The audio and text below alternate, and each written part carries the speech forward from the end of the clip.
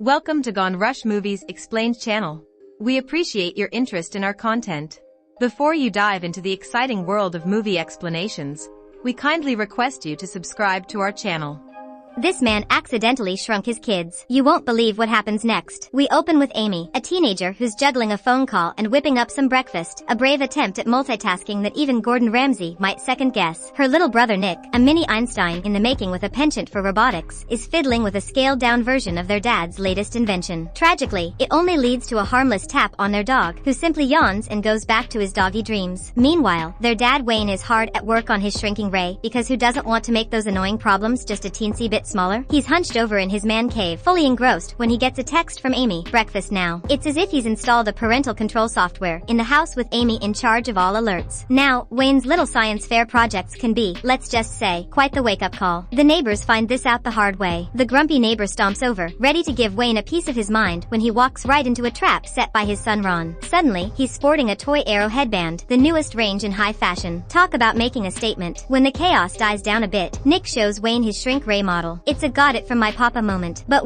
Wayne is too focused on making his own Ray work to notice the clock's ticking, and he needs to get it working before the big conference. He tested it on an apple, but instead of a tiny apple, he gets an applesauce explosion. It's like a food fight with himself, and he loses. Their dog, always the opportunist, comes in to clean up. Who knew the shrink Ray was actually an instant apple puree maker? Shifting gears, let's catch up with the neighbors. Dan tries to rope in Ross, the eldest son, for a fishing trip, but the kids have other fish to fry. Sulkin turns out he's been kicked off the football team. Meanwhile, at Amy's annex, breakfast is a scorched nightmare that even their dog hesitates to wolf down. Amidst all this, Wayne has to rush to his conference, leaving the kids with the house to clean and their mom on her way. Nick ropes in her friend to help with the lawn using a remote-controlled lawnmower because cutting grass the old-fashioned way is so 2022. Next door, a family fishing expedition's packing turns into a father-son power struggle, while Ron, the youngest, tries to get a game of baseball going. Nick brushes him off, calling baseball a dying game. Ouch. Amy's dancing around, clinging to her own rhythm, catching Russ's eye. He's entranced. Nothing says teenage crush on a girl with a vacuum. A quick becoming stronger training session with dad only ends in a fight because Russ's enthusiasm is on vacation. I mean, who needs football when you've got family drama, right? Ron, the baseball prodigy of the day, takes a swing that would make Babe Ruth do a double take. Only, instead of a home run, the ball goes off track and smashes through Nick's attic window. It lands on the shrink Ray. Boom. Houston, we have ignition. The Ray starts randomly firing, reducing Wayne's favorite couch to something even a Barbie doll might find craft. Feeling guilty, or maybe just terrified of the incoming parental wrath, Russ makes Ron apologize. They head over to the attic to fetch the misfired baseball, totally oblivious of the miniaturization death Ray they're walking into. And wouldn't you know it, Amy and Russ, being curious, follow them. Bam! They're all Lilliputian land. Meanwhile, the dog's going crazy in the attic, barking up a storm. A phone ringing from downstairs adds to the chaos. Meanwhile, our hero Wayne is at the conference. He's the punchline of the conference. Heartbroken, he heads home to an empty house and a still ringing phone. Annoyed, he chases the dog into the attic, narrowly avoiding the shrink Ray. When Ron's baseball, still in the Ray's line of fire, switches off the rack, the kids try to get his attention, but their squeaky, mouse-like voices are simply not cutting it. In the confusion, Wayne decides his couch has been abducted by aliens or something since it's nowhere to be found. In a fit of rage, he starts wrecking his own shrinking machine. Tiny bits and pieces rain down, almost burying the kids. They scare out of the way just in time as Wayne sweeps the attic clean. All the kids, along with the dust, get swept into a trash bag that Wayne tosses out into the yard. Miraculously, the kids manage to escape their garbage tomb, but they now face a jungle-esque backyard. Meanwhile, Wayne's wife arrives home to a husband whose dreams have been crushed. But let's get back to the real action, the mini-adventure in the jungle-like yard. The kids are on the move. There are monstrous butterflies, dinosaur-sized toys, and rivers that are actually puddles.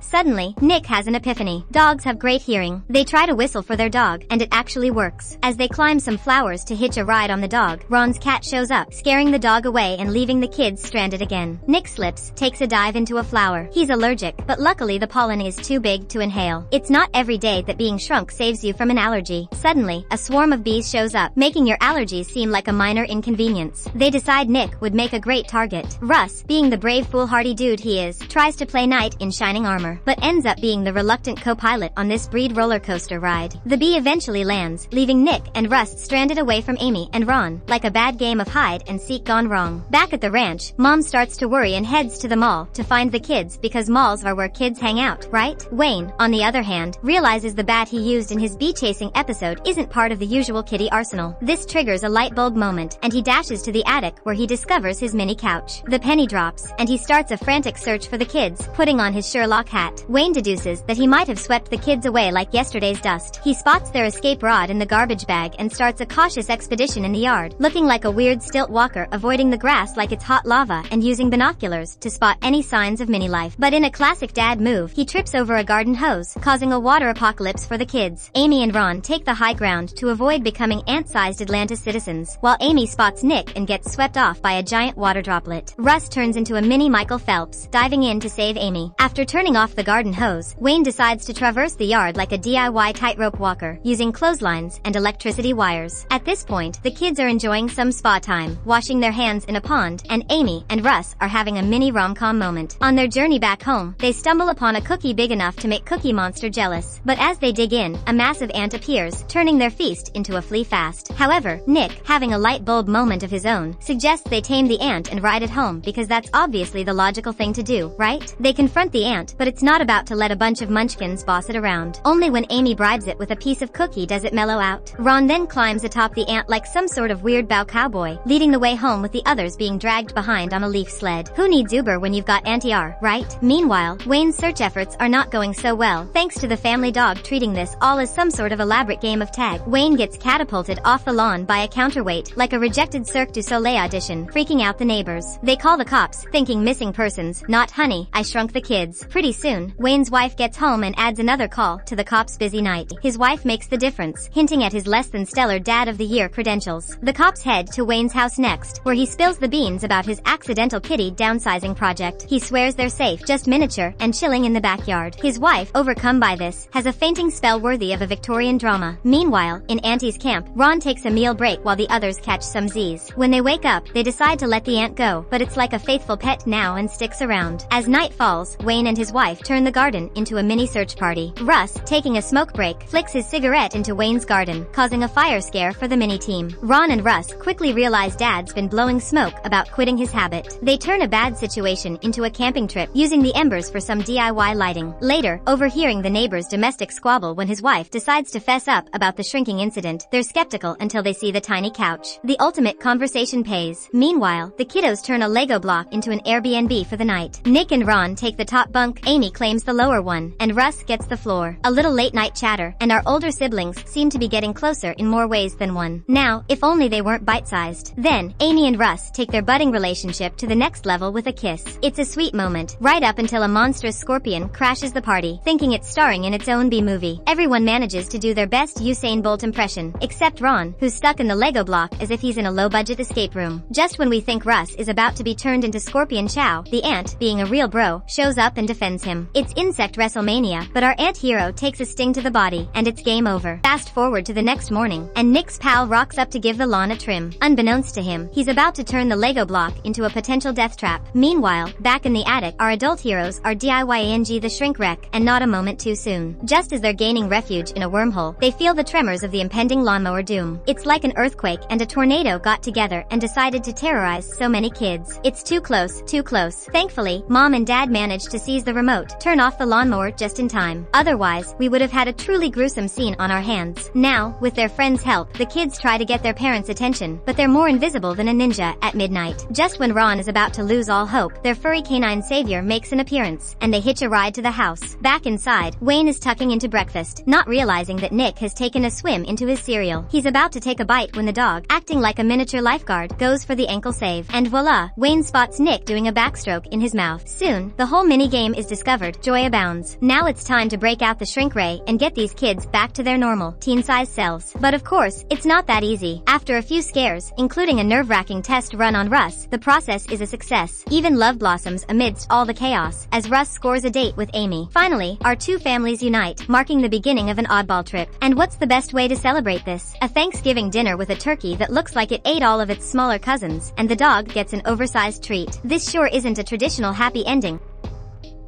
Thank you for watching. Don't forget to subscribe and turn on notifications to stay updated and receive more content like this.